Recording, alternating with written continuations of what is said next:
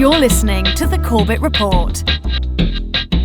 CorbettReport.com. Welcome to the broadcast, ladies and gentlemen. Welcome to Corbett Report Radio. I'm your host, James Corbett of CorbettReport.com, and you're tuned into the Republic Broadcasting Network. And of course, I am broadcasting to you from the sunny climes of Western Japan, where it is already the 12th of September 2012. But for those of you listening to my voice live stateside, you're listening to me on the evening of the 11th of September 2012. Of course, the 11th anniversary of the tragic events of 9/11 2001. And I'm sure that everyone listening to my voice right now has their own memories of that day. And my own are imprinted quite firmly in my mind. I remember it. I assume that this is really the JFK type event of our generation. And just as everyone remembers where they were and what they were doing on 11/22/1963, so too does my generation very much remember what they were doing on 9/11/2001. Myself being freshly graduated from university, I was working at my first ever job as a front desk general person around the office, working for a commercial real estate company in downtown Calgary, Alberta, Canada. I remember getting off the train, taking me to work one day, and meeting one of my coworkers who happened to casually mention that she had seen a plane had hit the World Trade Center in New York, and I didn't understand anything else about it. I didn't know what else was going on, so I didn't really even think too much about it. I thought it was just some sort of terrible accident that had happened. And little did I know that was going to be my introduction to the event that in some ways has come to shape and change my life, and I'm sure the lives of many of you out there, for the worse in many ways, but hopefully in the end we can use this as a means of spreading awareness about what is really happening in our society. And certainly it wasn't until many years later that I began to truly question what had happened on 9/11/2001 and the lies that we have been told about that day, and of course the wars that have been waged in the name of that fictitious boogeyman organization that has been built up from its very inception by the CIA, Al-Qaeda, which is now, of course, our friend in Syria and Libya and anywhere else we want to use them as the sword of the New World Order, but our enemy boogeymen whenever we need a PR victory. And of course, we just refers to the governments of our selected countries, not the actual people of those countries. So it has been an event that has so fundamentally shaped our society that it's difficult to imagine what the last 11 years would have looked like without 9/11 having been there as the totem directing our society in the direction of tyranny. And all of the things that have flown from that, the Department of Fatherland Security and the TSA grabbing and groping little children as they try to fly across the country, and all of the other infringements on basic liberties and human rights that have resulted from that day. And it is all based on a pack of lies, half-truths, and unanswered questions. This is something that I addressed on my most recent podcast episode at CorbettReport.com in an episode called The Meaning of 9/11 Truth. I hope you will check that out. I think it does raise some of the important issues about what 9/11 Truth is about and why we are here doing what we're doing at the Corbett Report and in the alternative media generally, trying to raise awareness of these questions and their importance. But tonight on the broadcast, we're going to be taking a dip through the Corbett Report archives. Obviously, I've been covering this topic since way back, since episode 1 of the Corbett Report podcast 5+ years ago now. I've been on the case of 9/11.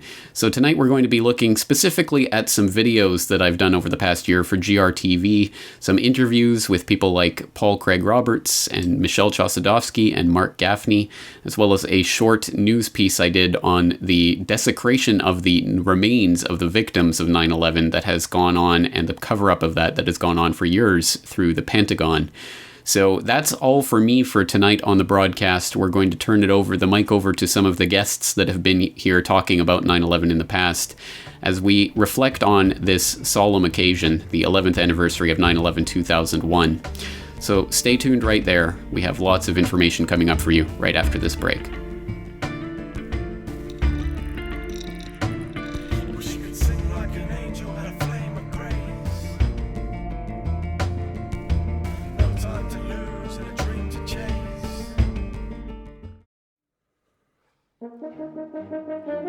Well, let's talk about the financial investigations that have or haven't taken place and what we do or don't know about them.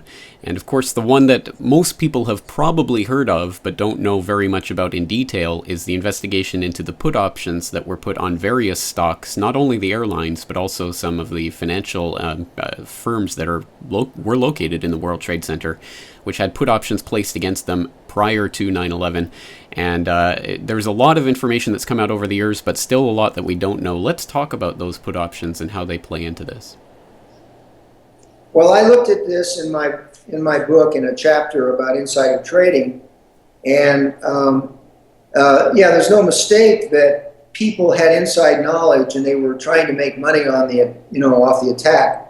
And the number one company where the most put options was United Airlines, but Marsh & McLennan was second, and that was also one of the 38 companies on the Securities and Exchange Commission list. They had a list of 38 suspect companies, and Marsh & McLennan is especially curious also because there were so many coincidental connections with Marsh & McLennan and the Greenberg Empire. Marsh & McLennan was based in Building 1, in fact took the direct hit from the first plane, American Airlines 11, supposedly piloted by Mohammed Atta, although I don't think he was actually flying the plane. I argue in my book that remote access and control technology had come of age just before 9/11, and this was probably used. I argue that it was used. And of course, that would mean that Mohammed Atta didn't really fly the plane into the tower. He was basically out of the loop and just sitting there like a victim. He was also a victim in the cockpit. The perpetrators were flying the plane, or probably uploaded a different flight plan that was designed to fly the plane into the tower. And there was probably a transmitter in the tower at the point of impact that was guiding the plane in. But so Marsh & McLennan figures prominently in all of these coincidences around the World Trade Center collapse, the World Trade Center impacts and collapse, and also with the put options and with the evidence for financial crimes.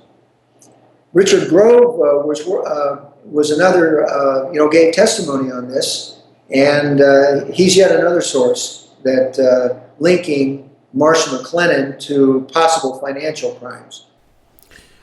I think, you can't ignore, there's been very little discussion about Marsh & McLennan's put options, but they were the second most put options.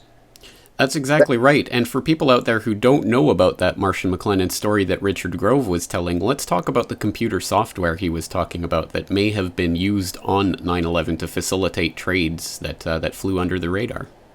Well, this was a custom software that his company. He was a liaison between his software company and Marsh & McLennan. They inked a contract, I think it was in 2000. This was a rush job. They worked on it 24/7, and I think the deadline was supposed to be July the 15th, 2001. This was a designer software that his company had never done before. They were charting new territory, breaking new ground, and it was to link Marsh & McLennan to a number of other companies and that we don't really know who they were, but Richard Grove thinks that these links may have been used to launder huge amounts of money, and we don't know what else in the hours before, maybe even during 9/11. So this was a designer software that had never been created before, that was ordered especially by Marsh & McLennan, and was finished and installed just before 9/11. Now, one of the things that forensic investigators might say about this is that, well, we can always detect traces within the hard drives of various computers of whatever activity has gone on within them. So if there was some sort of trading that was happening on 9/11, some anomalous trading, it would have been picked up in the hard drives. But there's an interesting story about the hard drives that were recovered from the World Trade Center themselves that most people don't know about. Let's talk about that. That's right, and I don't know if we're talking about some of those hard drives might have been from Marsh & McLennan, We don't know because that investigation basically went away. It just was buried. It dropped off the edge of the planet. There were reports in December of 2001 in Reuters and CNN about this hard drive recovery effort. Apparently, a couple of U.S. Telecommunications companies contracted for this German company named Convar to use this proprietary software using some kind of laser technology to recover data from these damaged hard drives that were recovered from the World Trade Center. And it's amazing that they pulled these hard drives out of that rubble pile, and they actually were able to recover 100% of the data on every one they looked at. That was the initial report. And those scientists or technicians or whoever that were doing this recovery work, they were very suspicious because they believed that they had uncovered evidence of unexplained financial transactions. Maybe hundreds of millions of dollars worth, and just I think they had already at that point examined 38 drives, and they had a whole a lot more they were going to look at, and then suddenly this thing just dropped out of sight. So we don't know what happened. Very, very strange how that happens. Well, earlier you mentioned the Greenberg Empire, talking about Hammer and Hank Greenberg of AIG. So let's talk a little bit about him and what that connection might be to 9/11. Well, AIG, under Hank Greenberg, actually bought up the Wall Street, the CIA of Wall Street, Kroll, this company that did security work.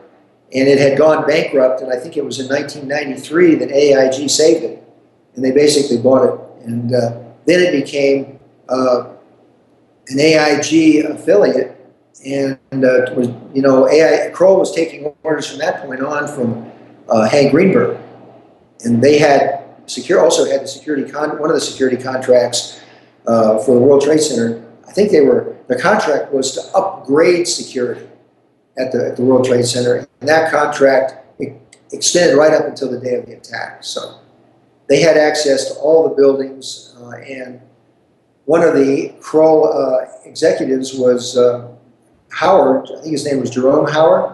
He was Rudolph Giuliani's head of his Office of Emergency Management, I believe it was called, and they had a crisis center in Building 7.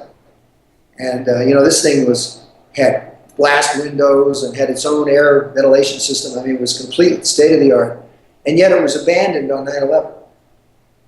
And yes, they spent millions of dollars carefully situating it in Building 7, and then abandoned it on the very morning when it was most needed, shortly before the building collapsed directly into its own footprint. An interesting coincidence. Well, all of this brings up so many different unresolved issues, and unresolved because the investigations into them either were canceled or never completed, or the results were never made public. Even the SEC investigation into the put options that we mentioned earlier was eventually that entire investigation and all of its records were destroyed as part of routine record keeping, so that the SEC no longer has the records that they came up with in their own investigation. And all of these things point to a sort of pattern of destruction of evidence. Do you think we'll ever be able to come to the bottom of this financial money trail when it comes to 9/11? I think we'll be lucky if we get to the bottom of it. However, it's quite possible somebody might come over to the truth movement, some insider who stumbles upon or has some kind of insider knowledge about this might come forward. You never know. That's possible. But you mentioned the pattern. Yes, there certainly is a pattern, because the very same thing that happened, or on 9/11 also happened in Oklahoma City, where it's my understanding that just as in Building 7, they had stored the records for Enron and many other investigations into corruption and financial crimes that the SEC was looking into, when all that was destroyed.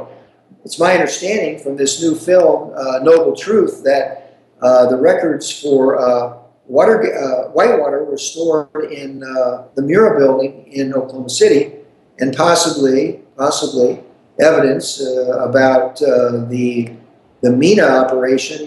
They were smuggling. They This was set up by the CIA to train pilots during the Contra War in the 1980s. And according to various witnesses, they were taking arms down to the Contras, and they were returning with drugs and drug money that was being laundered through a bank there in Little Rock, Arkansas. So the same pattern. That's right, and just for the record, that documentary is A Noble Lie at anoblelie.com. But yes, definitely exposing some of the similarities between what took place at OKC and 9/11 with the Enron records and WTC-7. So let's step back for a moment and take a look at the big picture here, because of course the 9/11 Commission final report famously said that that they were never able to come to the bottom of the financing of the attacks or how the money was funneled to these alleged hijackers, but that ultimately that question is of little practical significance, and that is a direct quote, little practical significance, which is a statement that on its face is so absurd that I don't think anyone who reads it could read it with a straight face. What do you make of that statement, and what do you make of the unwillingness of any level of either the government or media to look into the financial aspects of 9/11? What does that really say about the so-called investigation? Well, you know what really rankles me, James, is the fact that the media allowed them to get away with this. Nobody asked any questions. You know, I mean, this is just so silly, it's ridiculous. There were 38 companies that were on the SEC suspect list, and yet only a couple of them are mentioned in the 9/11 Commission report, and they did a very most superficial job imaginable of covering this. In fact, whitewashing it. A couple of paragraphs in that 500, 600 page report on this. So, I mean, they hardly touched it at all, and, the press let them get away with this.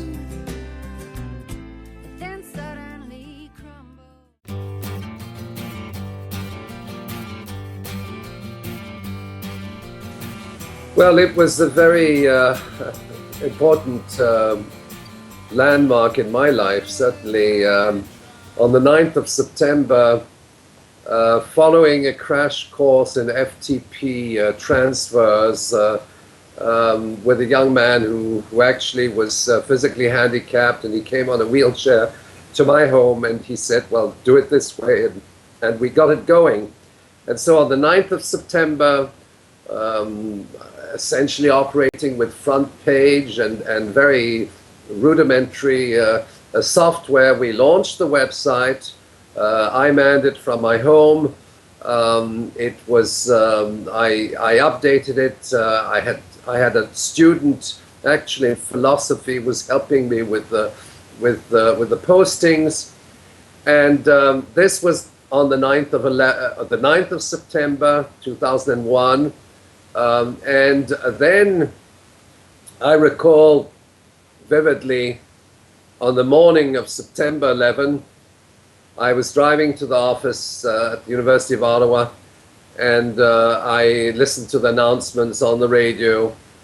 And when I got to the university, a little bit before 11 o'clock, the Bush administration had already declared, without any evidence, that Al-Qaeda, with the support of the Taliban government of Afghanistan, were behind the 9/11 attacks. And this statement was actually made by George Tenet, the head of the CIA at the moment, at that particular time. And then in the evening at 9:30 p.m., they convened a war cabinet. They convened a war cabinet which was integrated by a select number of top intelligence and military advisors, and then they launched the war on Afghanistan, essentially. They launched the war on terrorism, and the following day, as some people might recall, NATO actually corroborated under the articles of the Washington of the Washington Treaty, which is the main document of NATO. They said that Afghanistan had attacked the United States. That's essentially what it meant. And And the US media in chorus was calling for a military intervention against Afghanistan without a shred of evidence as to the involvement of a foreign country in these attacks. And then barely 4 weeks later, on the 7th of October, Afghanistan was bombed and invaded by US troops. And we were led to believe that the decision to go to war had been taken on the spur of the moment on the evening of 9/11 by the war cabinet in response to the attacks by a foreign country which was supporting Al Qaeda, and that was in fact the initiation of this war on terrorism, and it was also the initiation of the big lie.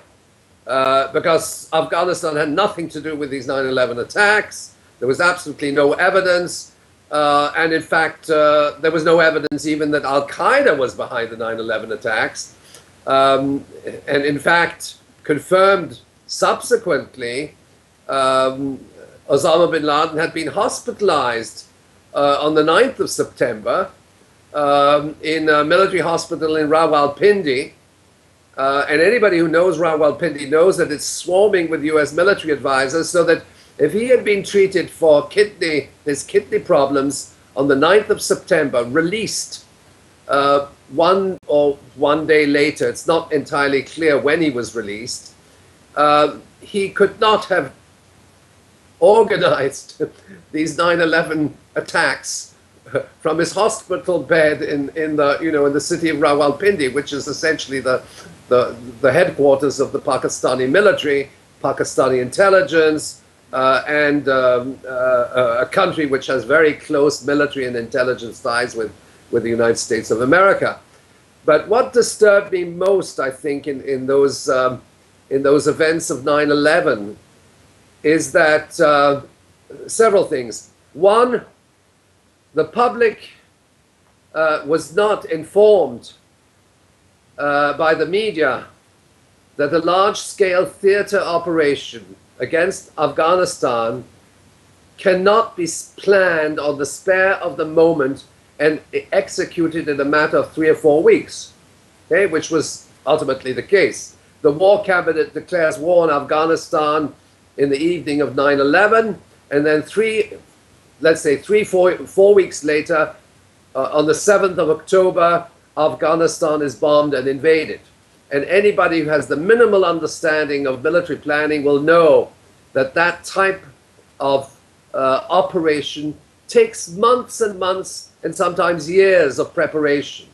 But at least several months of preparation would have been required to wage that type of large-scale military operation against Afghanistan, which suggests that the planning of the war in Afghanistan predated 9/11, and that 9/11 in effect was the pretext and the justification to wage a war which was already on the drawing board of the Pentagon, which was in the pipeline, which was in an advanced state of readiness.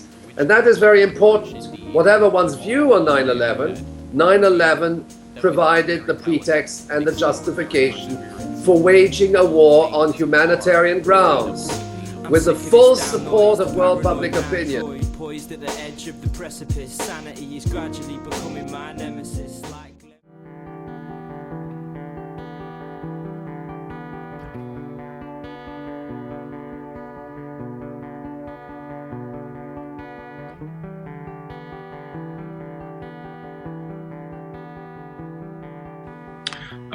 Okay, James, first let me make it clear that I've not made any original contributions to 9/11 research. I'm just a reporter. And I certainly don't know everything about it, but I have read widely among those who are skeptical. And what this recent article does is just sort of ask the question, how well has the government's explanation held up after 10 years? And I conclude it hasn't held up very well.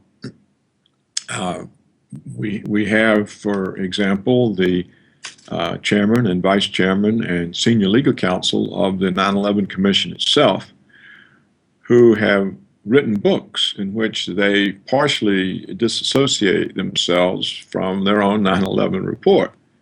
And they report that the commission was set up to fail, that the government made a decision not to tell the truth, that information was withheld from them, that witnesses who appeared before them were mainly people who agreed with the government's account, and that NORAD had lied to them, and that they had considered, or if not NORAD, I think they said Pentagon officials and FAA officials, I think that's what they said, had lied to them, and that they had actually considered referring that on obstruction of justice charges. Well, this is an amazing sort of outcome from the three senior people leading the commission, and so it raised questions. Now, to be clear, none of these three suggested that the government was complicit in the attack itself. And what they seem to be saying is that the government either needed to cover up its incompetence or to cover up that it actually knew more about the alleged attackers than it let on. They're not very specific about the nature of the lies, other than that they believe they were lied to. I mean, we also have the fact that one of the members of the commission, Max Cleland, the former U.S. Senator, had resigned from the commission on the grounds that the fix was in, that they weren't going to have full access to the information under the rules that the White House had established for the commission, and that the commission was already compromised. Well, this is enough to make you wonder what really was going on. And then in this decade that's passed, we've had a number of professional groups arise. We've had the architects and engineers for 9/11 Truth. There are now 1,500 of these architects and engineers who, based on the base of their own professionalism and expertise, say these buildings could not have fallen for the reasons given, that they had to have fallen for some other reasons. And we have physicists who have raised serious questions, and most recently we had a report from an international scientific team led by, I think his name is Niels Harrit, a professor of nanochemistry at the University of Copenhagen, who reports finding nanothermite in the dust of the buildings. Well, when you look around at the response to these kinds of statements and findings, you don't see any. They're largely not reported in the American media. Professor Harrit has been on a tour of Canadian universities explaining the argument. But as far as I can tell, this wasn't even reported in the United States. And then we have firefighters for 9/11 Truth, pilots for 9/11 Truth, scholars for 9/11 Truth. And when you have over 100 firefighters, many of whom were actually in the buildings, and they report not only hearing numerous explosions, some in the sub-basements, but experiencing them personally, being thrown about by the explosions. And you have pilots, both commercial and military, who question the maneuvers. You would think that there would be some response to this, but there's not. There's just sort of a blanket, oh, these are conspiracy theorists. And so they don't believe the government's reports, so we don't have to pay attention to them. Well, the government's own report is a conspiracy theory. In fact, it seems to me to be an even less likely conspiracy theory, because it says that a handful of Arabs outwitted the CIA, the FBI, indeed all 16 American intelligence agencies, all intelligence agencies of America's allies, including Mossad, the Israeli intelligence agency. They outwitted the National Security Council, NORAD, air traffic control, and airport security 4 times in 1 hour on the same morning. Now, if something this improbable happened, from my own time in government, what you would have had the president, the Congress, the media demanding to know how there could be such massive failure, not just of intelligence, but operational failure, the inability to get up interceptor jets. So many failures. And yet the Bush administration resisted any kind of inquiry for a year or perhaps 2. I can't remember. I remember the 9/11 families were demanding an inquiry. They wanted to know how could this happen. And finally, they put together simply a political commission. There were no experts on this commission. They were all former politicians who, generally speaking, are very tame people. They've been there a long time. Their human capital is tied up with their connections to Washington. They don't want to ruin those connections. So they're basically compliant. And yet we see 4 of the members of the commission were not, at least after the report came out. So when you look at all of this, it makes you wonder what really is going on when there's so much contrary evidence, not from kooks, but from professionals. You can't say a professor of nanochemistry at the University of Copenhagen is a kook who would make up a story about nanothermite if he didn't find it. He certainly couldn't go out and buy any to add to the dust. You can't get it. It's a military grade thing. So you would think that there would be all kinds of uproar and what's going on, and then we have all these public statements from NIST, the National Institute of Standards and Technology, that they didn't look for explosives. In fact, they said they didn't look for explosives because there was no evidence that they would find any evidence for explosives. So if you can parse that circular logic, good luck. So, it just looks bad. And yet, we don't know that the United States government blew up the buildings.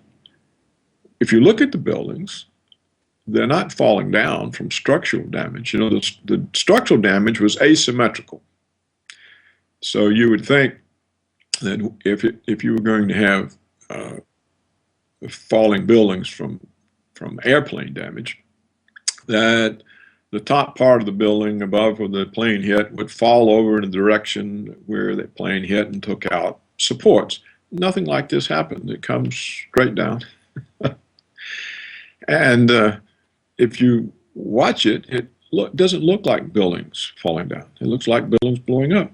And this is completely clear in the case of Building 7. This is a controlled demolition. And we have on tape the leaseholder, Larry Silverstein, saying that the decision was made to pull the building. Now, pulling a building means you have it wired for demolition and you make it fall. And we have the fact that a high school physics teacher forced NIST to abandon its explanation of that building and to acknowledge that for a period of its fall, it was in free fall. And the only way you can have a building falling in free fall is there must be no support underneath the area that's falling. So the only way you can have all support disappearing at the same time is with some form of explosive or some form of steel searing, melting explosive. So when you look at all of this, you come back to the question, why aren't there questions? Why is all of this simply ignored? I mean, there has been some effort to address some of the contrary evidence, but most of it is just ignored. And people say, well, look, if this was a government conspiracy, you couldn't keep it secret. But you most certainly can. We've had 100 firefighters in the building say they heard explosions. They experienced them, but it has no effect. So I think it's very easy to keep something secret. Most people, all they know about it is they saw on television the buildings, the tower, the two towers. Most people don't even know about the third building yet. They saw the two towers. The government told them Al-Qaeda did it, and that's the end of the story. To try to read technical stuff or scientific explanations, and most people don't have the education. They can't follow it, and they're content with the government's account. It is emotionally satisfying. The contrary account is very disturbing. And so we have this amazing situation, James, where the defining element of our time, this is the most important event of our time. It has caused the United States to be in perpetual war for over a decade. The war now has involved 6 Muslim countries. There doesn't appear to be any end of it. Syria seems to be about to be hit as well, and Iran is still there. It has brought us into confrontations with China and Russia. The destruction of the Gaddafi regime in Libya was designed to evict China from its oil investments in Libya. We have here at home the rise of a domestic police state. It now turns out that Justin Raimondo's internet site, antiwar.com, is being monitored by the FBI, and who suspect him of being in the employ of foreign powers, simply for opposing the war. And we've had well-known, internationally known law professors put on terrorist watch lists because they refuse to be informers on their clients. In other words, one of the requirements of being an attorney is you respect the attorney-client privilege. And yet, when they refuse to violate this and not rat on their clients, they get put on terrorist watch lists. Well, these are amazing developments for a country that claims to have freedom and democracy and a rule of law and accountable government, and yet nothing results. So it looks like the United States is committed to wars which are exhausting us economically, exhausting resources. It's produced budget deficits and debt ceiling crisis that threatens the social safety net. It threatens the dollar, which is the world reserve currency, so it threatens the entire financial system of the world. And everybody's rights are disappearing. If you want to fly, you have to go through a porno scanner or else sexual groping. All of this is an absurdity. And yet we can't look at the cause of this. This strikes me as a huge failure of an alleged democratic system. Well, that is exactly the point, I think. It is rather overwhelming to think of all of the different ways that 9/11 has affected our society, and yet whenever anyone tries to raise any questions about what happened that day, they are immediately dismissed by both government spokesmen and their lapdog media, which seems to be completely, utterly in line with it. So let's just get back to what you were saying earlier, because I would just like to stress that everything you just said there is absolutely non-controversial as matters of fact. And yet, it would be quite roundly dismissed by any type of media discussion on the issue. But getting back to the 9/11 commissioners themselves, I mean, some of the actual quotations of what they actually said are so startling, and I think very few people have really taken the time to actually study what the commissioners themselves said about their own commission. Of course, there's the famous quip from Hamilton and Kane that they were set up to fail, but there are other startling admissions as well, including John Lehman, who said that we purposely put together a staff that had, in a way, conflicts of interest, which is a rather stunning admission. And the senior counsel to the commission, John Farmer, said, quote, "I was shocked at how different the truth was from the way it was described. The tapes told a radically different story from what had been told to us and the public for 2 years. This is not spin. This is not true." And just quotation after quotation from the commissioners themselves showing that there was a concerted cover-up going on at various levels of government and within their own commission to keep the truth from the people. And yet, despite this, again, people are dismissed for having any questions about that. That's a remarkable state of affairs if we take the proposition at face value that the media is still an independent entity that's out there fighting for the public interest. But I guess we pretty much have to dismiss that notion now that the last 10 years has proven that the media has become warmongers and basically spokesmen for the government, hasn't it? It's a ministry of propaganda. It's, what Gerald Celente calls them prostitutes.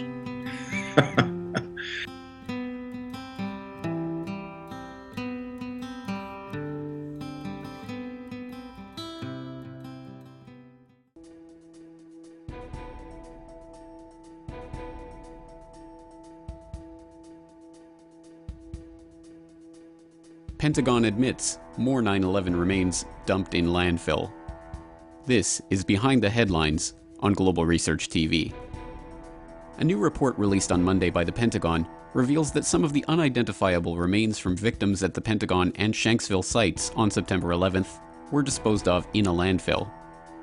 The details come from a report by a review committee examining operations of the Air Force Mortuary Division at Dover Air Force Base. The report notes that before 2008, disposal of unidentified remains was delegated to subcontractors. The guidelines at the time called for the contractors to incinerate the remains and dump the ashes in landfills. In a press conference earlier this week, Pentagon spokesman John Abizaid confirmed that this section of the report applied to the remains of some of the victims of 9/11. While I understand how sensational the notion is, there was a point where people considered going to the crematorium, and in some states it's law that is the final disposition of the fallen. This is not the first controversy to arise regarding the disposal of remains of 9/11 victims. In 2003, New York City medical examiner Charles Hirsch wrote that he was virtually certain that human remains from the World Trade Center had been left at the Fresh Kills landfill, where debris from the buildings had been taken to be sifted. In 2005, the City Medical Examiner officially ended the process of identifying remains from the debris of the World Trade Center site, with only 1,585 victims being identified by their remains. In 2007, victims' families' worst fears about what happened to the unidentified remains were confirmed by Eric Beck, a senior supervisor of the recycling facility that sifted the debris, who swore in an affidavit that some of the remains ended up in a mixture that was used to pave roads and fill potholes in New York. In 2008, Judge Alvin Hellerstein of the Federal District Court in Manhattan threw out a case by victims' family members who were petitioning for the right to continue searching the landfill for the remains of their loved ones. In 2010, the city relented and the search began again for the human remains, this time using new methods and technologies. The remains of 20 more victims were soon discovered in the rubble. The mystery of why the city fought so hard to prevent the victims' family members from continuing their search for their loved ones is compounded by the entire operation to remove and destroy the evidence from ground zero as quickly as possible. By September 29, 2001, just 2 weeks after the attacks, over 130,000 tons of debris had been removed from the site. In all, 185,101 tons of structural steel were hauled away from Ground Zero, most of it sold to the Chinese firm Bao Steel, which purchased it at $120 per ton, significantly below the average price of $160 paid by local U.S. steel mills. Of that 185,101 tons of steel, almost all of it was scrapped, with FEMA saving just 150 pieces of steel for further study. The Building Performance Assessment team tasked by FEMA with writing the WTC Building Performance Study was not even allowed access to the site or to collect steel samples from the salvage yards. Even more remarkably, as firefighters like Eric Lawyer have pointed out, the destruction of evidence represented by this so-called cleanup of the site in fact violated numerous specific guidelines about the preservation of crime scene evidence for further investigation. The NFPA 9.3.6, it covers spoliation of evidence. What it reads is once evidence has been removed from the scene, it should be maintained and not destroyed or altered until the investigation is complete. The steel was melted down prior to the investigation. We know that from their own admission. This is no conspiracy theory stuff. 19.2.4, exotic accelerants. If on the scene you find melted steel or concrete, you should consider the use of exotic accelerants. And they specifically say in the manual, thermite mixtures produce exceedingly hot fires that can account for melted steel and concrete. It also says they leave residues that can be tested for visually and chemically identifiable. Again, they did not test for it. And just put it in perspective, on a routine house fire, if we suspect even the slightest use of an accelerant, we're going to test for it when there's no fatalities, when there's very little property damage. So to not do it on this, there is absolutely no excuse. I can't drive that point home enough.